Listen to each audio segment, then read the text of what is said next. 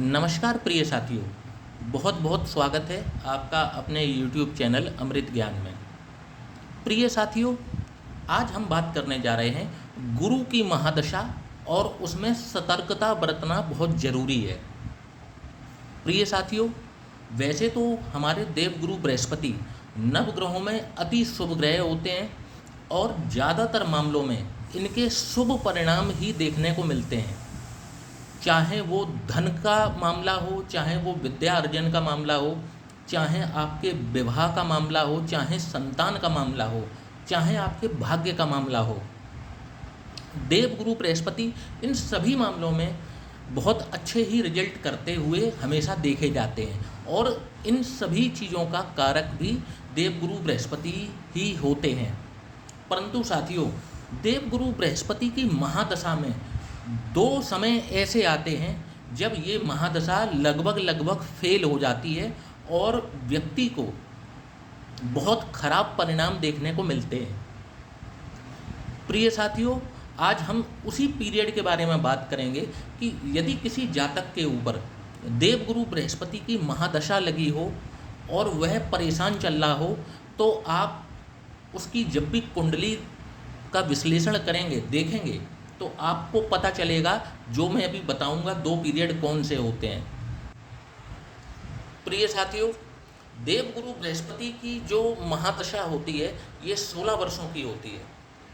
इसमें जब भी ये दशा लगती है जीवन में शुभता आना शुरू हो जाती है। जब भी महादशा देवगुरु बृहस्पति की लगेगी, हालांकि दो लग्नों में मैं बता देता हूँ, वृषभ लग्न और तुला लग्न, इन दो लग्नों में देवगुरु बृहस्पति अच्छे नहीं होते। इनको जो है एक में अष्टमेश होते हैं तो एक में ये रोगेश होते हैं। परंतु फिर भी देवगुरु बृहस्पति इतने शुभ ग्रह होते हैं कि इन लग्नों में जहाँ वो विपरीत परिस्थितियों में हैं तब भी अपना शुभ परिणाम देने का पूरा प्रयास करते हैं।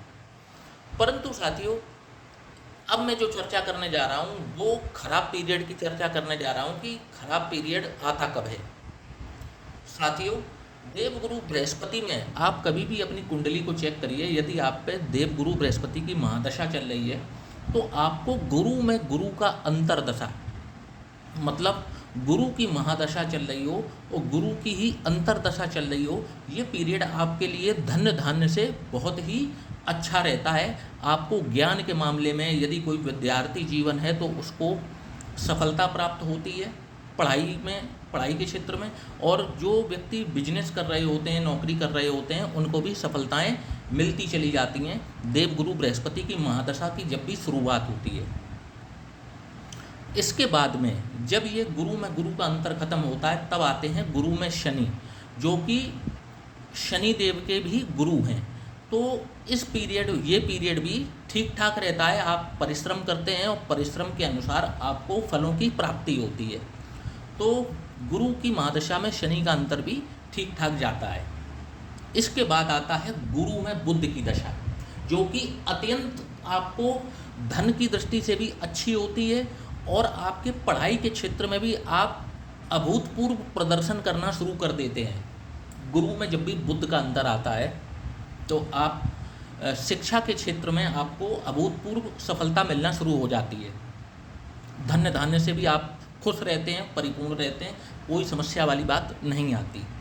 अब इस दशा के बाद में फिर एक दशा आती है गुरु में केतु का अंतर, जो कि लगभग 1 वर्ष का होता है। और आप यकीन मान करके चलिए, आप यदि आपके ऊपर दशा चल रही है तो आप मेरी बात को ज़रूर यकीन मानेंगे, और यदि लगने वाली है तो आप भविष्य में इस चीज़ को देखेंगे कि गुरु में जब भी केतु का अंतर आएगा तो व्यक्ति के जीवन में बहुत एकाकी महसूस करने लगेगा। ऐसा व्यक्ति बहुत अकेला पड़ जाएगा। ऐसा व्यक्ति किसी से कुछ कह नहीं पाएगा। कुछ ऐसी परिस्थितियां उसके सामने निर्मित होती हैं कि व्यक्ति बस अपने मन ही मन परेशान होता है और व्यक्ति को अधूरापन, जीवन में किसी भी चीज़ का उसको अधूरापन हो वो बहुत सताने लगता है, बहुत परेशान करता है। तो गुरु में केतु का अंतर जब भी आता है ये 1 वर्ष का होता है, और ये 1 वर्ष व्यक्ति के जीवन का बहुत ही कठिन समय होता है और व्यक्ति को बहुत ही धैर्यपूर्वक इस समय को काटना चाहिए। हालांकि मैं अभी इस वीडियो के अंत में आपको इसका उपाय भी बताऊंगा, परंतु अभी सिर्फ चर्चा करते हैं परेशानियों के ऊपर, अंत में बताता हूँ उसका उपाय क्या है।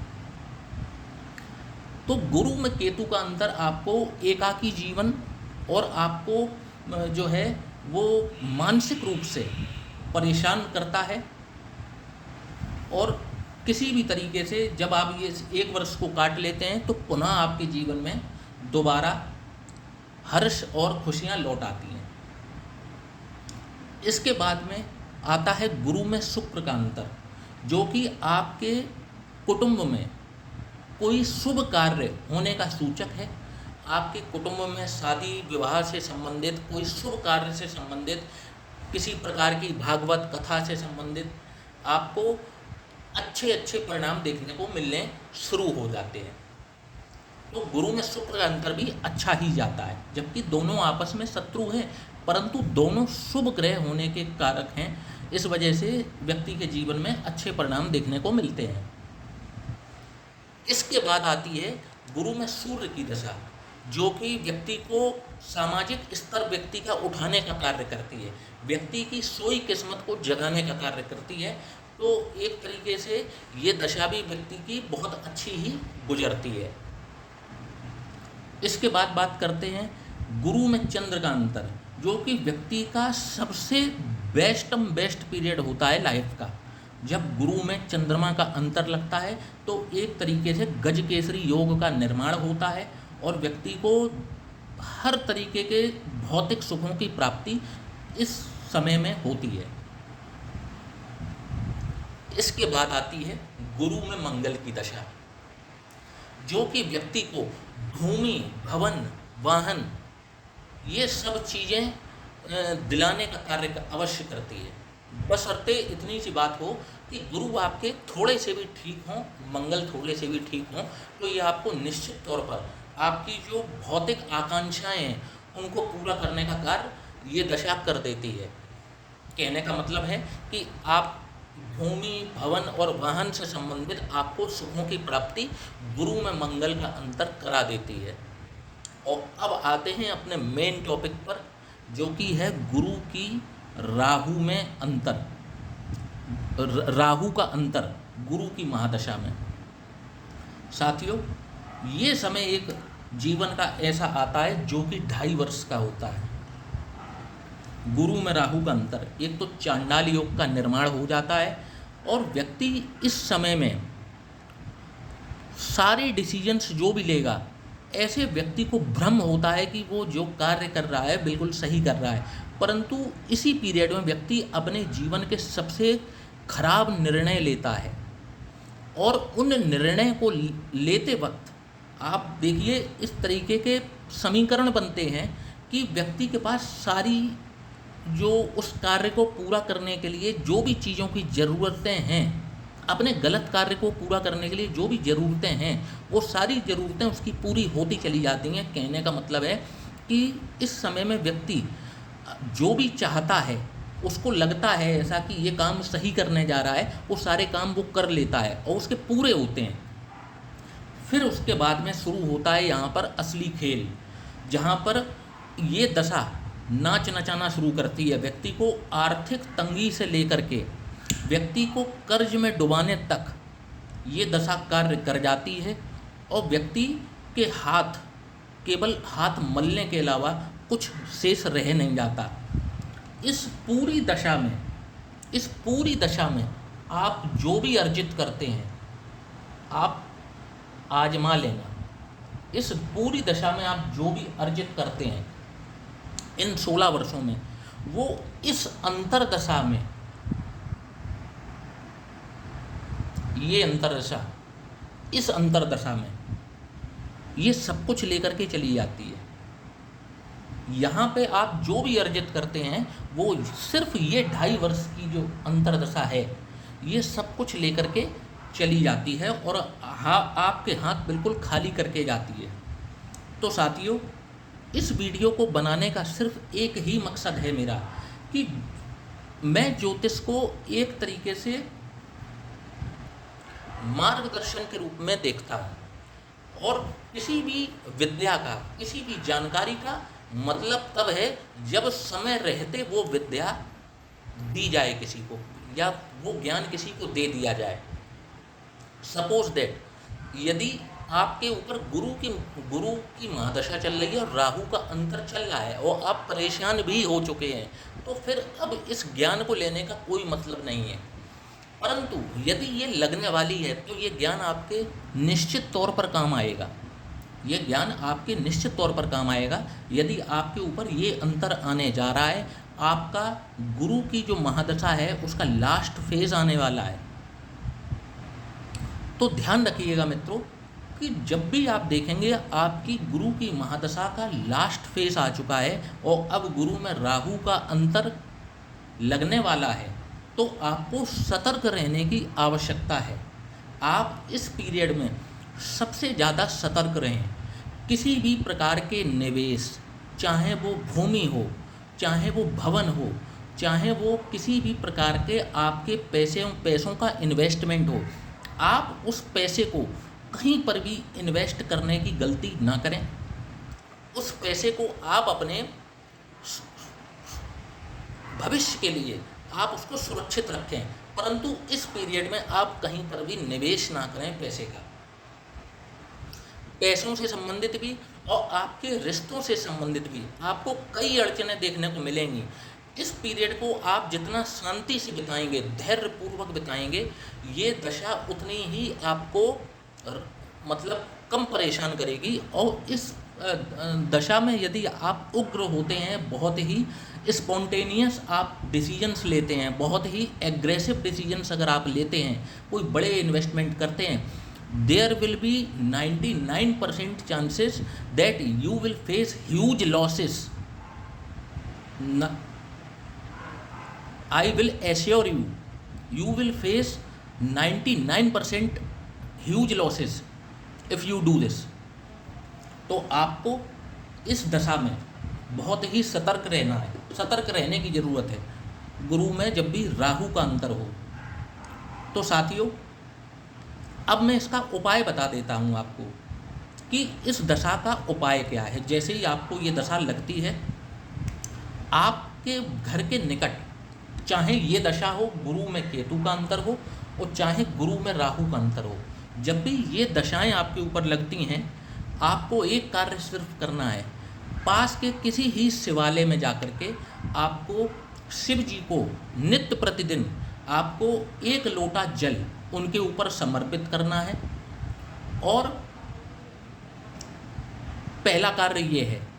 और जब भी आप शिव के ऊपर आप 1 लोटा जल समर्पित करते हैं, एक बेलपत्र हो जाए बहुत अच्छी चीज़ है, आप बेलपत्र भी जो है उन पर चढ़ा सकते हैं, परंतु आपका जो मुख होना चाहिए, आपका जो मुख है वो उत्तर की ओर आपका मुख होना चाहिए और आपका शरीर जो है वो दक्षिण की ओर आप बैठ करके आपका जो चेहरा है वो नॉर्थ की तरफ होना चाहिए और आप उनको जल अर्पित करें, बेलपत्री आप उनको चढ़ाएं। इसके बाद में कहीं पर भी आपको हरी घास, हरी दूब मिल जाएगी, वो हरी दूब जो है आप गणेश जी को नित्य प्रतिदिन समर्पित करें। सिर्फ ये छोटा सा उपाय आपको इस महादशा में बहुत अच्छे रिजल्ट्स देगा। और बहुत अच्छे रिजल्ट्स देने की देखिए परिभाषाएं अलग अलग हो सकती हैं। एक तो अच्छा रिजल्ट क्या है कि आपको किसी भी सुख की प्राप्ति हो गई, और एक अच्छा रिजल्ट ये है कि आने वाली बला आपके ऊपर से टल गई। तो ये भी एक तरीके से आपका हित ही हुआ यदि आने वाली बला आपके ऊपर से टली है। हम शनिदेव से क्या उम्मीद रखते हैं? हम शनिदेव से कभी भी पैसों की उम्मीद रखते हैं? आप एक उम्मीद करिए कि आप कभी भी शनि मंदिर जाते हैं तो शनि मंदिर में आप जा कर के ये कहते हैं कि हे शनिदेव, आप मेरे ऊपर मुझे धन दीजिए, दौलत दीजिए। आप हमेशा शनिदेव से क्षमा मांगते हैं कि प्रभु अपनी जो दृष्टि आप मेरे ऊपर डाल रहे हैं, जिस दृष्टि से मैं बहुत परेशान चल रहा हूँ, आप अपनी दृष्टि में नरमी लाइए, मुझे परेशान ना करें। आप उनसे दुहाई करते हैं, आप उनसे हाथ जोड़ते हैं, विनती करते हैं, याचना करते हैं। तो इसी प्रकार से गुरु में राहु का अंतर और गुरु में केतु का अंतर, ये कभी भी अच्छा नहीं होता। आप देखेंगे 99% मामलों में 99% मामलों में जो ये दशा होती है ये व्यक्ति को परेशान करती है। अब किन लोगों को परेशान नहीं करती, मैंने 1% का जो गुंजाइश छोड़ रखी है वो मैं बता देता हूँ आपको। जैसे मान लीजिए आपकी कोई ऐसी लग्न है जहाँ पर जाकर के गुरु या तो अच्छे ग्रह हों या समग्रह हों, और राहु जिस नक्षत्र में बैठे हों वो नक्षत्र किसी योग कारक ग्रह का हो। मेरी बात को बहुत गौर से समझिएगा, सूक्ष्म में बता रहा हूँ। गुरु आपके या तो समग्रह हों या आपके योग कारक ग्रह हों, पहली बात। और राहु जिस राशि में बैठा है और जिस नक्षत्र में बैठा है, तो उस नक्षत्र का स्वामी आपका योग कारक यदि ग्रह बनता है तो आपको ये दशा भी बहुत अच्छी जाती है। और हो सकता है कि इन सारी अंतर दशाओं से सबसे बेस्ट दशा यही रहे आपकी, परंतु शर्त वही है जो मैंने अभी बताई है। इसके अलावा यदि कहीं भी थोड़ी सी भी विपरीत परिस्थितियां होती हैं कि राहु जिस नक्षत्र में बैठे हैं वो नक्षत्र ही आप, उस नक्षत्र का स्वामी यदि आपका मारक है, आप मान करके चलिए ये आपको धूल चटाएंगे, आप आसमान से आकर के जमीन पर औंधे मुंह गिरेंगे।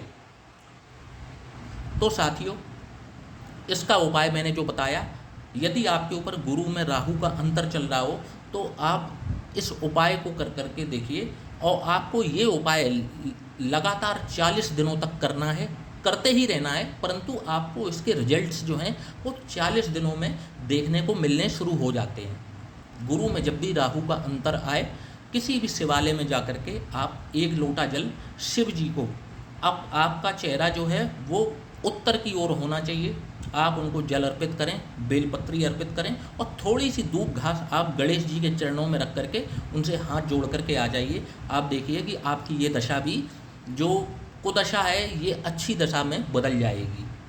साथियों, आशा करता हूँ कि आपको ये बनाया हुआ वीडियो पसंद आएगा। चैनल को लाइक और सब्सक्राइब करना ना भूलिएगा। इसी के साथ अब इस वीडियो को समाप्त करने का समय आ गया है। जय श्री राम।